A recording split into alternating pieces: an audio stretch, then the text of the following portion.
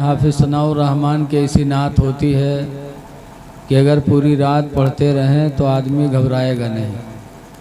अब मेरी तकरीर के बाद फिर इनकी नात 2 घंटा 3 घंटा जितनी देर तक आप सुनेंगे वो हज़रत सुनाएंगे।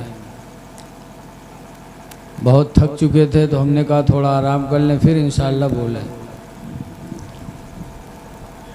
अल्लाह ने कुरान हकीम में फरमाया, अल्लाहुमुत्तकासुर, तुम लोगों को बर्बाद कर दिया माल की ज़्यादा तलाश ने।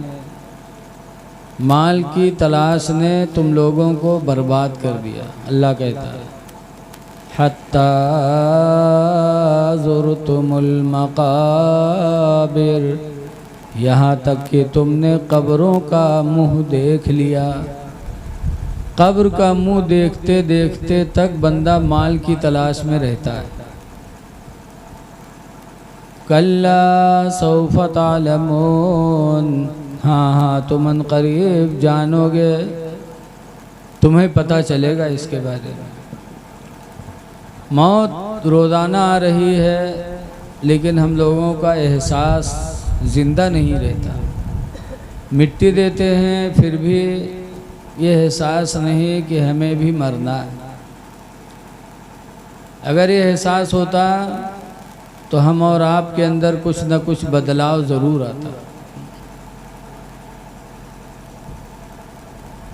अहले बैत अतहार रसूलुल्लाह सल्लल्लाहु अलैहि वसल्लम के नवासे और उनके घर वालों ने हमें हर मोड़ पे मौत याद दिलाई। अभी हमसे कहा गया कि 1:30 बजे रात तक आपको बोलना है और करबला का बयान करना है, और बज रहे हैं 11। लगता है बोले में कोनो मेहनत नहीं लगा। पूरा महीना गुजर गया, रोज़ाना रात में तकरीर करना, दिन में पढ़ाना। बड़े बड़े जलसों में भी घंटा सवा घंटा से ज़्यादा कोई ख़तीब नहीं बोल पाता। हुज़ूर सल्लल्लाहु अलैहि वसल्लम ने अपने बेटे इब्राहीम को इमाम हुसैन पे कुर्बान कर दिया।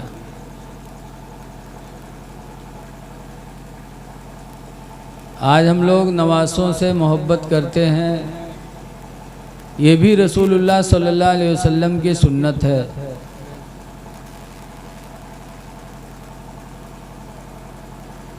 एक दिन हुजूर अपने एक रान पे अपने बेटे इब्राहीम को बिठा ले थे, दूसरे रान पे हुसैन को बिठाए थे। हज़रत जिब्रील आए, कहने लगे अल्लाह के रसूल आप दोनों से मोहब्बत करेंगे? कहा क्यों नहीं, ये मेरा बेटा है, मेरा नवासा है। उन्होंने कहा अल्लाह ने फरमाया है कि दोनों में से एक से मोहब्बत करिए। अब दोनों में से जिसको आप पसंद कर लो उससे मोहब्बत करो, एक से नहीं, दोनों से नहीं, एक से। तो हम लोग होते तो अपने बेटे से मोहब्बत करते, नवासे से नहीं करते। लेकिन हुजूर ने फरमाया कि अगर मैं इब्राहीम से मोहब्बत करता हूँ तो हुसैन को उठाएंगे, तो हुसैन के उठने से हमको भी तकलीफ़, फातिमा को भी तकलीफ़, अली को भी तकलीफ़ होगी। और अगर इब्राहीम को उठाएंगे तो सिर्फ मुझे ही को तकलीफ़ होगी। सरकार ने फरमाया मुझे अपनी तकलीफ़ गवारा है लेकिन अली और फातिमा की तकलीफ़ गवारा नहीं। हुसैन को पसंद फरमाया, इब्राहीम का बचपन में विसाल हो गया। तो सरकार ने अपने नवासे पर अपने औलाद इब्राहीम को कुर्बान कर दिया। अब इससे अंदाज़ा लगाओ कि रसूलुल्लाह सल्लल्लाहु अलैहि वसल्लम को नवासे हुसैन से कितनी मोहब्बत थी। बचपन ही में सरकार को इमाम हुसैन की शहादत की खबर दे दी गई थी। हज़रत जिब्रील आए थे, कहा था अल्लाह के रसूल हुसैन को आपकी उम्मत बड़ी बेदर्दी से करबला में कत्ल करेगी, आपकी उम्मत। और ये वहाँ की मिट्टी है। जिस दिन हुसैन करबला में शहीद होंगे उस दिन ये मिट्टी खून बन जाएगी। रसूलुल्लाह सल्लल्लाहु अलैहि वसल्लम ने वो मिट्टी अपनी बीवी उम्मे सलमा को दिया, कहा उम्मे सलमा इसको संभाल के रख लो, जिस दिन हुसैन करबला में शहीद होंगे उस दिन ये मिट्टी खून बन जाएगी। रसूलुल्लाह को पता चला, लेकिन हुजूर ने दुआ नहीं मांगी कभी कि अल्लाह मेरे हुसैन को बचा ले, नहीं दुआ मांगी कभी। मांगी दुआ हुसैन के लिए, लेकिन बचने की दुआ नहीं मांगी, बल्कि हुजूर ने दुआ मांगी थी तो कहा था अल्लाहुम्मा इतिल हुसैना सब्रम व अजरा, अल्लाह हुसैन को सब्र दे दे और हुसैन को उसका अजर अता फरमा दे। हुसैन के लिए सब्र की दुआ अल्लाह के रसूल ने मांगी है। फातिमा को भी पता था कि हुसैन शहीद होंगे, इसीलिए हज़रत फातिमा ने अपने विसाल के वक्त कहा था कि अल्लाह के शेर अली, मेरे विसाल के बाद एक तंदुरुस्त औरत से शादी कर लेना, जिससे एक लड़का पैदा होगा जिसका नाम अब्बास अलम बरदार होगा। कुछ दिनों के बाद मेरे बेटे हुसैन पर मुसीबतें आएंगी, तो मेरा बेटा हुसैन जब मुसीबतों में घिरेगा तो वही अब्बास अलम बरदार मेरे बेटे हुसैन के मददगार बनेंगे। ये फातिमा ने भी बता दिया। फातिमा का इंतकाल हुआ 11 हिजरी में और हुसैन शहीद हुए 61 हिजरी में। तो 61 में से 11 निकाल दो तो बचेगा 50। 50 साल पहले ही हज़रत फातिमा ने हुसैन की शहादत की खबर दे दी थी। फातिमा भी जानती थी कि हुसैन शहीद होंगे, लेकिन फातिमा ने भी कभी दुआ नहीं मांगी कि अल्लाह मेरे हुसैन को बचा ले, बल्कि फातिमा ने भी यही दुआ मांगी थी, अल्लाह मेरे बेटे हुसैन को सब्र दे दे और इस्तिकामत दे दे। इस्तिकामत का मतलब है कि पैर हिले ना, अपने हक पर वो कायम रहे। फातिमा ने भी दुआ मांगी। हज़रत अली शेर खुदा को भी पता था, इसीलिए हज़रत अली जंगे सिफ़ीन में गए और जब करबला से गुज़र हुआ तो हज़रत अली को करबला से हुसैन की खून की बू आई। लोगों से पूछा है, लोगों ये जगह का नाम क्या है? लोगों ने बताया इसे करबला कहते हैं। इतना सुनना था कि हज़रत अली चीख मार के रोने लगे और इतना रोए कि हज़रत अली शेर खुदा की दाढ़ी भीग गई। लोग ताज्जुब में कि अल्लाह के शेर, कोई बात नहीं हुई और आप करबला का नाम सुन के रोने लगे। तो हज़रत अली ने कहा था क्यों न रोऊं, यही वो जगह है जहां मेरा बेटा हुसैन भूखा प्यासा शहीद किया जाएगा, यही मेरे बेटे का खून बहाया जाएगा। हज़रत अली भी जानते थे, लेकिन उन्होंने भी हुसैन के बचने की दुआ नहीं मांगी। सब ने यही दुआ मांगी, अल्लाह मेरे हुसैन को सब्र अता फरमा दे, अल्लाह मेरे हुसैन को इस्तिकामत अता फरमा दे। वरना ये लोग दुआ मांगते तो इनकी दुआएं तो बारगाह मौला में ऐसी कबूल होती। आला हज़रत इमाम अहले सुन्नत रज़ियल्लाहु अन्हु ने हुजूर के दुआ के बारे में लिखा है, इजाबत का सेहरा इनायत का जोड़ा, बढ़ी नाज से जब दुआए मोहब्बत। इजाबत का सेहरा इनायत का जोड़ा, बढ़ी नाज से जब दुआए मोहब्बत। इजाबत ने झुककर गले से लगाया, बढ़ी नाज से जब दुआए मोहब्बत। हुसैन के लिए किसी ने दुआ शहादत से बचने की नहीं मांगी, सबने सब्र की दुआ मांगी। हज़रत इमाम हुसैन रदियल्लाहु ताला अन्हु के बड़े भाई इमाम हसन, इमाम हसन एक दफ़ा हुजूर खुतबा दे रहे थे मदीने की मस्जिद में, तो इमाम हसन खेलते खालते पहुंच गए तो हुजूर ने उठाया और बगल में बिठाया और फरमाया, ऐ लोगों, मेरा बेटा हसन जब मुसलमानों में पार्टी बंदी हो जाएगी, मुसलमान दो हिस्सों में बढ़ जाएंगे, उस वक्त मेरा बेटा हुसैन मुसलमानों में सुलह करा के सबको एक कराएगा। ये हुजूर ने बचपन ही में हसन के बारे में बता दिया था। और यही हुआ कि हज़रत अली शेर खुदा रदियल्लाहु अन्हु के ज़माने में मुसलमान दो ग्रुप में बढ़ गए। कुछ लोग तो हज़रत अली के साथी बन गए और कुछ लोग हज़रत अमीर माविया रदियल्लाहु अन्हु के साथी बन गए। हज़रत अमीर माविया ये रसूलुल्लाह सल्लल्लाहु अलैहि वसल्लम के साले हैं और हम सब के मामू हैं। क्यों? हज़रत अमीर माविया रदियल्लाहु अन्हु की सगी बहन उम्मे हबीबा हुजूर के निकाह में थी, तो हुजूर के साले हुए अमीर माविया। क्योंकि आप तो जानते ही हैं कि बीवी के भाई को साला कहा जाता है और हम सबके मामू हैं। क्योंकि हुजूर की जितनी बीवियां थीं वो तमाम ईमान वालों की माँ बोली जाती है। कुरान ने फरमाया, उम्महातुल मोमिनीन, नबी की बीवियां सब मुसलमानों की माँ हैं।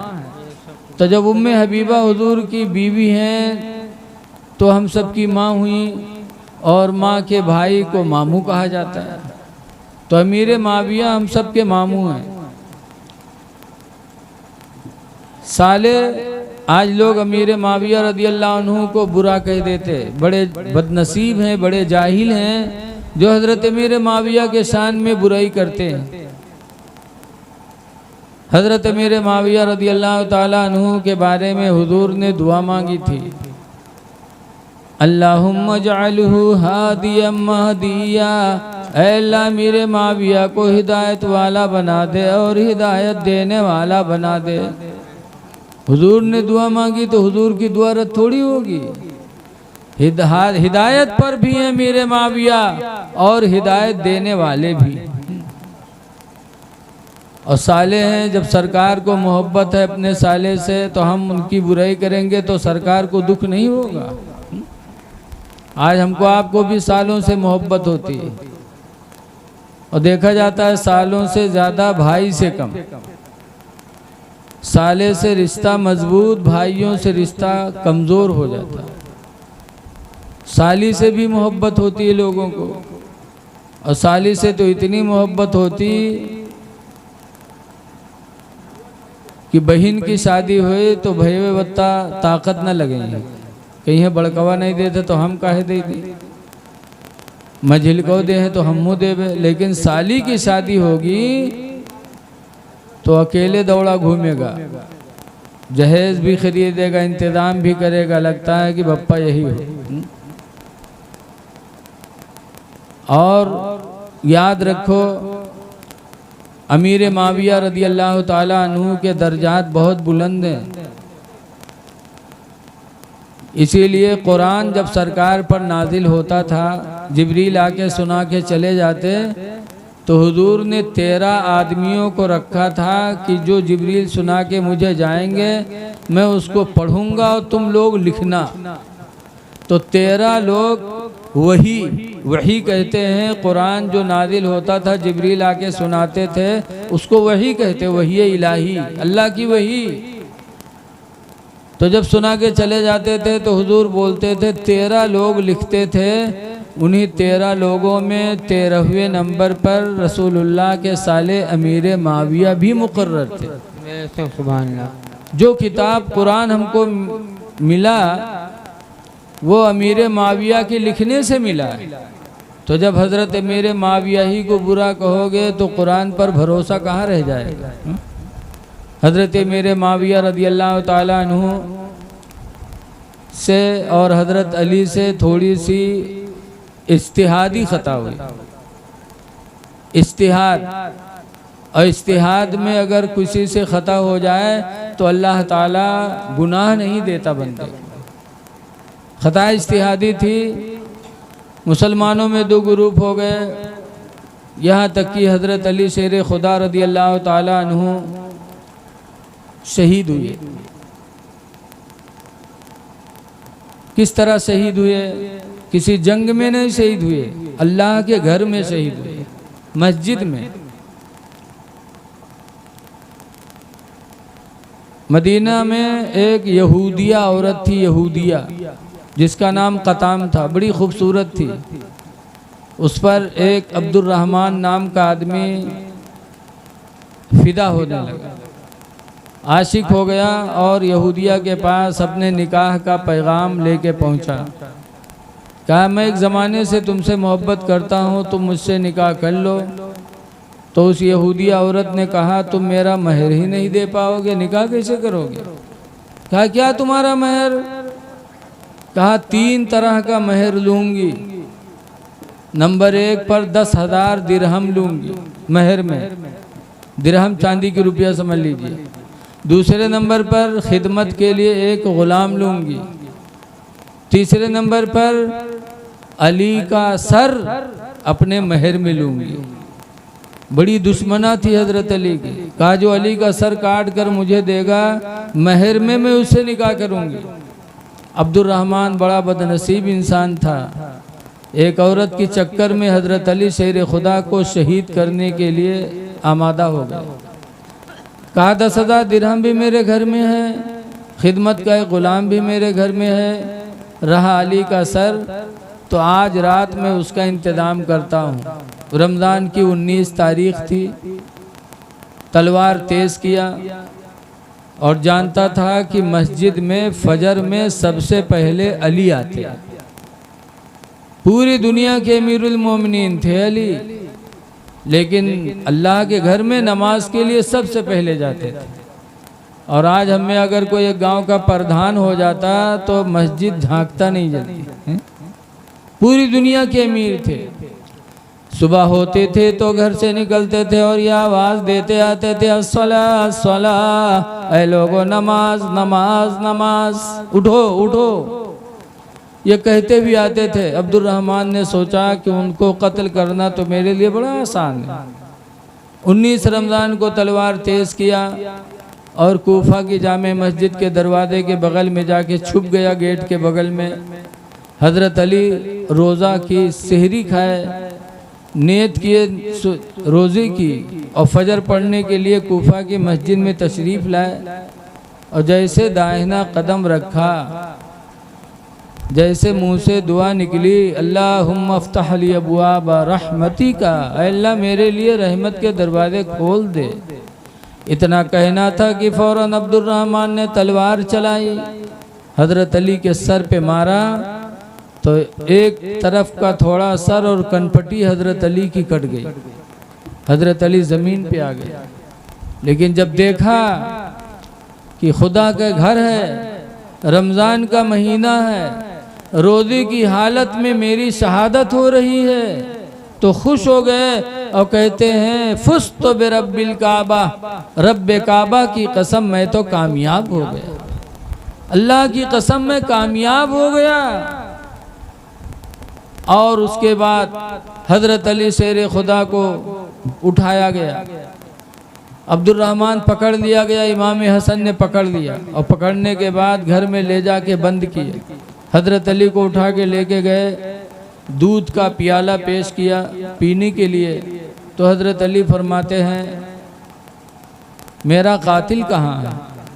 इमाम हसन ने कहा अब्बा मैंने उसे कमरे में बंद कर लिया है, आपके खून का बदला लूँगा। इमाम हसन का दिल देखो, फरमाते बेटा ये दूध का प्याला पहले मेरे कातिल को ले जाओ पिलाओ।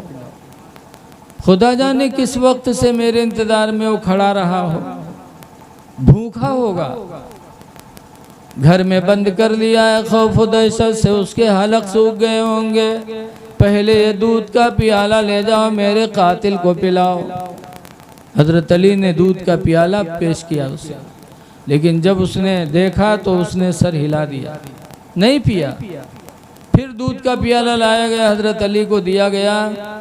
हजरत अली ने पूछा क्या हुआ, कहा उसने नहीं पिया।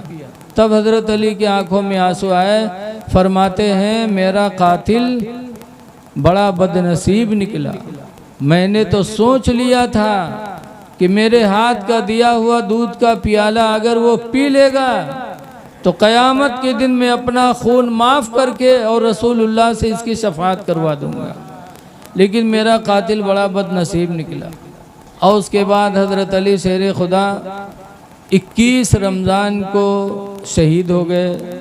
इन्ना लिल्लाहि व इन्ना इलैहि राजिऊन। हज़रत अली की शहादत के बाद उनके तख्त पर हज़रत इमाम हसन बैठे। हुजूर से 30 साल का ज़माना ज़्यादा गुजर चुका था।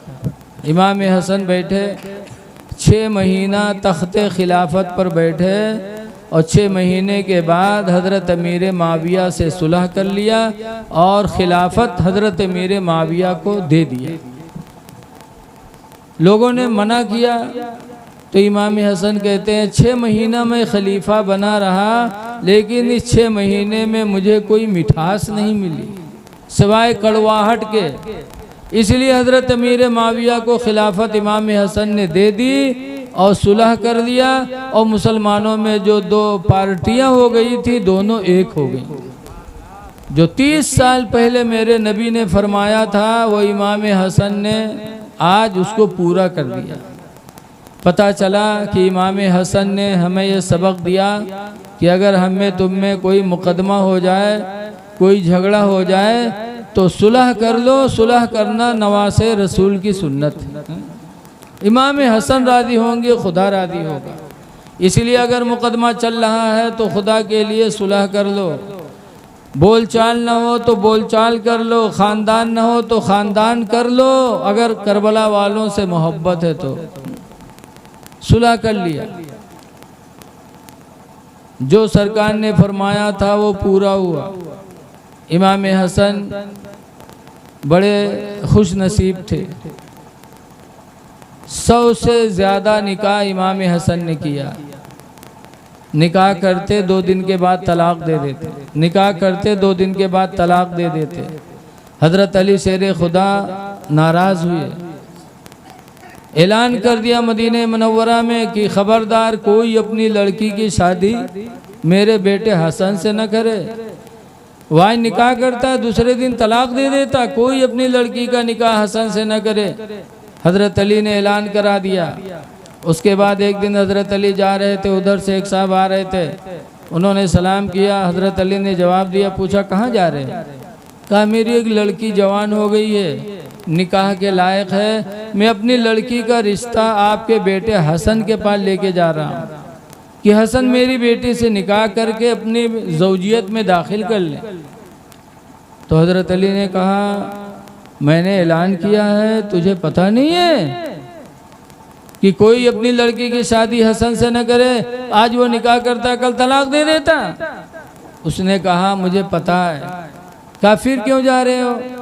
तो उसने कहा मैं इसलिए नहीं जा रहा हूँ कि हसन मेरी लड़की से निकाह कर ले और मेरी लड़की की ज़िंदगी भर का खर्च का बोझ इमाम हसन उठा ले। नहीं, मैं तो इसलिए जा रहा हूँ पैगाम लेके कि इमाम हसन मेरी बेटी से निकाह कर लेंगे तो मैं उनका ससुर बन जाऊँगा और अहले बैत से मेरी रिश्तेदारी हो जाएगी। हो सकता है यही रिश्तेदारी क़यामत के दिन मेरी बख्शिश का सहारा हो जाए। इसलिए कि रिश्ता भी क़यामत के दिन काम आएगा। अच्छे रिश्ते करो, इंशाअल्लाह रिश्ता क़यामत के दिन भी काम आएगा। रिश्तेदारी रसूलुल्लाह सल्लल्लाहु अलैहि वसल्लम की एक फूफी थी सफ़िया मदीने में इंतकाल कर गई। उनकी मिट्टी में हुजूर गए और खड़े थे। आज तो लोग मिट्टी दे के भागने लगते हैं। मिट्टी दे के भागना नहीं चाहिए, इतनी देर तक मिट्टी देने के बाद खड़े रहना चाहिए, कुरान पढ़ना चाहिए, दरूद शरीफ पढ़ना चाहिए कि उतनी देर में अगर कोई कसाई चाहे तो एक बड़ा जानवर गिरा के ज़बा करे, खाल निकाले, फिर 7 हिस्से में बोटी बोटी करे, बांटे। जितना टाइम इतने काम में लगे उतने टाइम तक कब्र पे खड़े रहना चाहिए। हुजूर खड़े थे। थोड़ी देर बाद हुजूर सफ़िया से कहते, सफ़िया कब्र में। सरकार बाहर से कहते, क़ुल या सफ़िया, ऐ सफ़िया तुम बोल दो, इन्ना मुहम्मदन इब्न अखी, कि बेशक मोहम्मद मेरे भतीजे हैं। कह दो। साहबा ने सुना तो हैरत हुई। साहबा ने पूछा, अल्लाह के रसूल कभी ऐसी बोली आप नहीं बोले जो आज सफ़िया से कह रहे हैं। सरकार फरमाते, सुनो, सफ़िया कब्र में रखी गई, मुनकर नकीर हिसाब के लिए आए।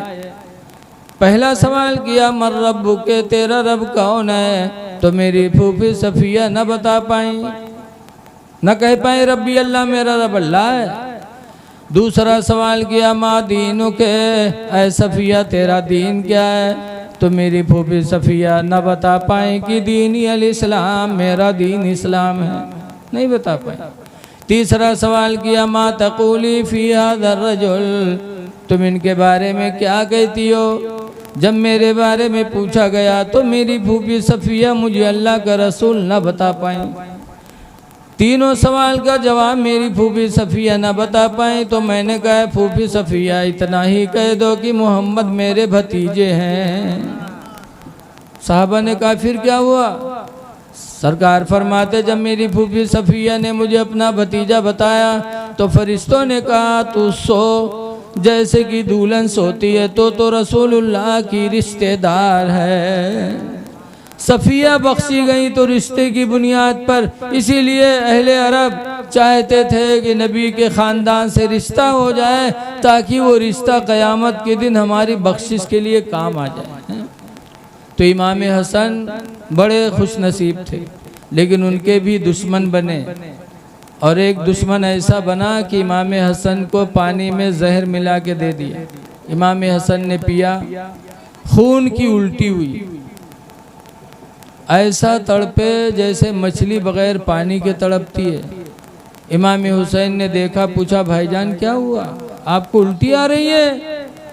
इमाम हसन ने कहा, मुझे किसी ने जहर पिला दिया। तो इमाम हुसैन ने पूछा, भाईजान किसने पिलाया आपको? आप नाम बता दें। कहा, नाम पूछ के क्या करोगे? कहा, मैं आपका बदला लूँगा। तो इमाम हसन ने फरमाया था, हुसैन तुमसे बेहतर बदला लेने वाला मेरा खुदा है।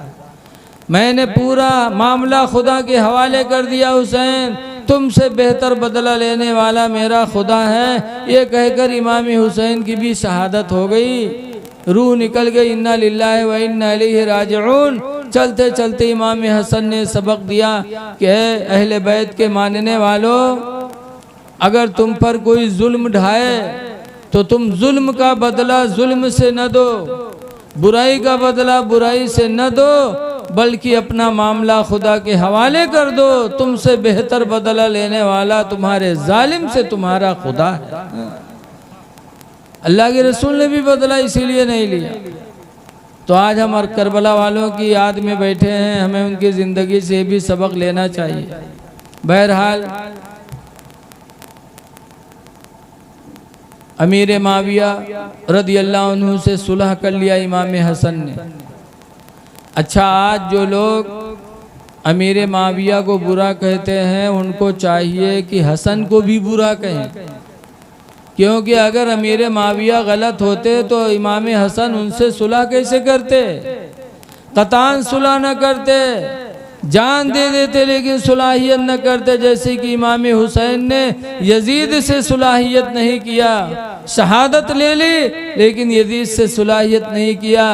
ऐसे इमाम हसन अगर ये अमीर माविया गलत होते तो हुसैन कतान सुलह नहीं करते। सुलह हो गई। इस शर्त पर कि 1 लाख दिरहम साल का वजीफा आप हमको देंगे। अमीर माविया ने सुलह कर ली। साल पूरा होता था तो हज़रत अमीर माविया रदियल्लाहु अन्हु इमाम हसन के पास 1 लाख दिरहम भेज देते थे। दिरहम चांदी का रुपया कितना हो गया? 1 लाख दिरहम भेज देते, साल पूरा होता फौरन भेज देते। एक मर्तबा साल पूरा हुआ, जैसे आज साल पूरा हुआ और कल 1 लाख दिरहम इमाम हसन के पास नहीं पहुंचा। शाम तक इंतज़ार किए। शाम को इमाम हसन ने कागज़ और कलम मांगा, शिकायत लिखकर भेजने के लिए दमिश्क कि मेरा वजीफ़ा का टाइम हो गया, आपने रुपया नहीं भेजा। कलम कागज़ शाम को मंगाया, उसके बाद फिर रख दिया। सो गए। सोए तो ख्वाब में अल्लाह के रसूल तशरीफ़ लाए। फरमाते हैं, हसन सब्र नहीं करते, शिकायत लिख के जा रहे हो, ये मेरे ख़ानदान के ख़िलाफ़ है।